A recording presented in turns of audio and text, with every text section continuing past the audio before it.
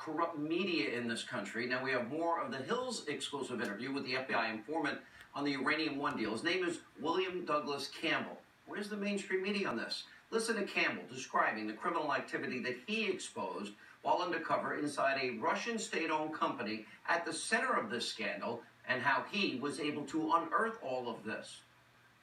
They authorized me to make the kickbacks, but let me back up.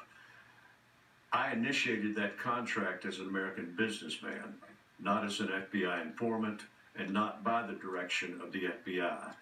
So the contract was in force, and then ultimately, when I realized that it was a veiled contract for money laundering, essentially, and reported it, then the FBI began to oversee all aspects of the operation. There was a very sophisticated piece of equipment in my briefcase, and I staged it so that when I opened the briefcase and placed it there in front of the Russian, he would lean over and he would be highly visible, reaching into the briefcase and taking out a tremendous amount of cash.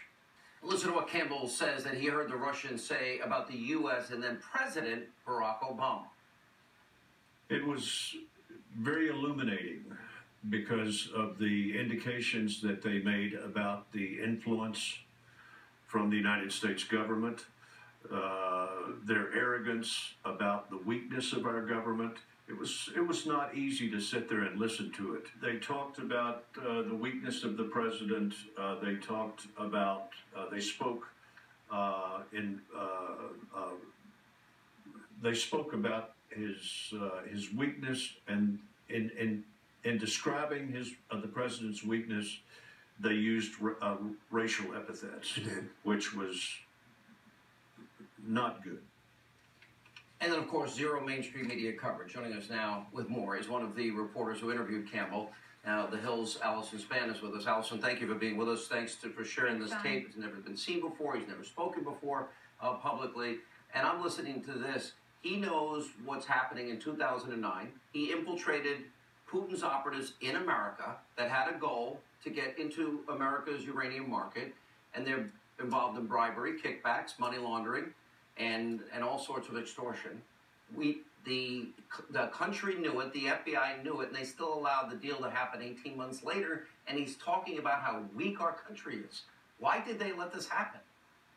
You know, Sean, it's unclear, but as far as Doug says, he was undercover for 6 years inside Rosatom as an FBI informant. He gathered a ton of information. You heard him talk about the scenario where he had the camera inside his suitcase. He caught some Russian officials on camera taking $50,000 in cash, and he presented all of this information to the FBI, and they assured him, you know, this information is so good, it's gone to the FBI director, and it's even gone to the president. President Obama has seen this information. So he was thinking, I got this great information. Surely this is going to prevent the Russia's plan here in the United States. And then he started hearing that all these deals were going through, and, you know, you heard him say he was shocked, he was appalled when he heard that these deals actually went through. Let me play one more side. William Campbell says he was assured the Obama White House had been informed of his information.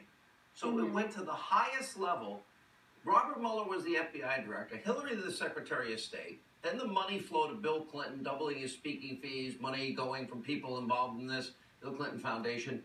But it's saying here Obama knew, and he did nothing. Let's play this. I was assured that the White House also had been informed because of the importance on a national security side. And it was actually a very enthusiastic commendation that I received from the FBI because my work had resulted in the White House daily brief being handed to then President Obama. That means the president knew about all of this. Robert Mueller knew about all of this. We import, Allison, you know, almost 90% of our uranium. We don't have enough, and it all happened, and they had 18 months with an informant inside. How could this ever happen? Well, look, you know, right now you have Democrats calling for stricter restrictions on Russia, saying that Russians are bad actors. But then, you know, under their watch, you had an FBI informant inside Rosatom telling the U.S. government, hey, this is Russia's plan. They're trying to make the United States dependent on Russian uranium.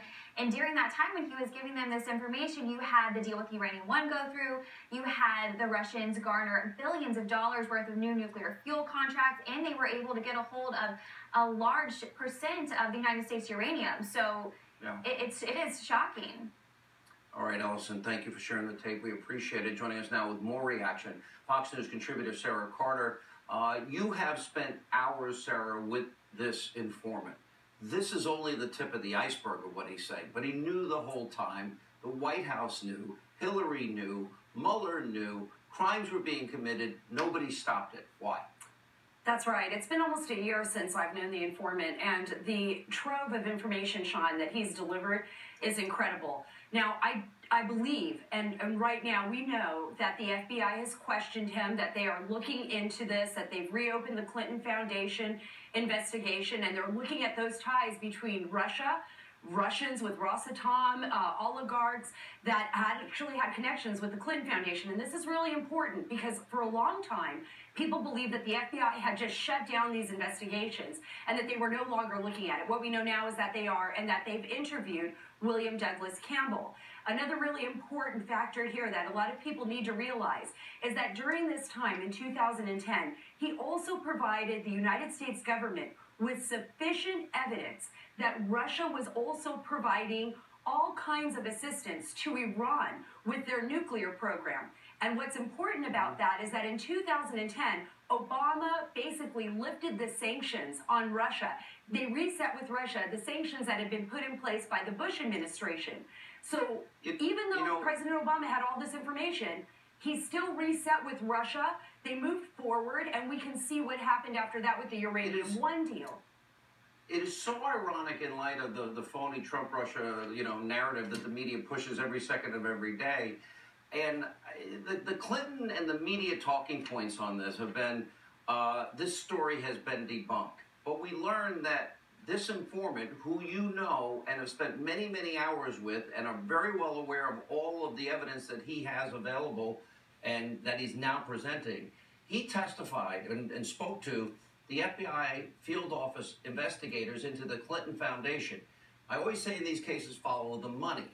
Where does the money now lead us now that we know an investigation is going on, that the story has not been debunked? I think what's going to happen here, Sean, and talking to people in law enforcement, federal law enforcement who've conducted these type of investigations, and people who actually were on this investigation from the beginning, they're going to start tracing the money. He provided the foundation. He provided the evidence, the players, who was involved, what they talked about, the laundering, the schemes that were going on. And now what they got to do is look at those players and trace that money. See where the money went. The money that went even to Bill Clinton, remember, from Renaissance Capital, which was the Russian bank basically run by FSB agents, which is their spies, that paid Bill Clinton $500,000 in 2010 for a speech.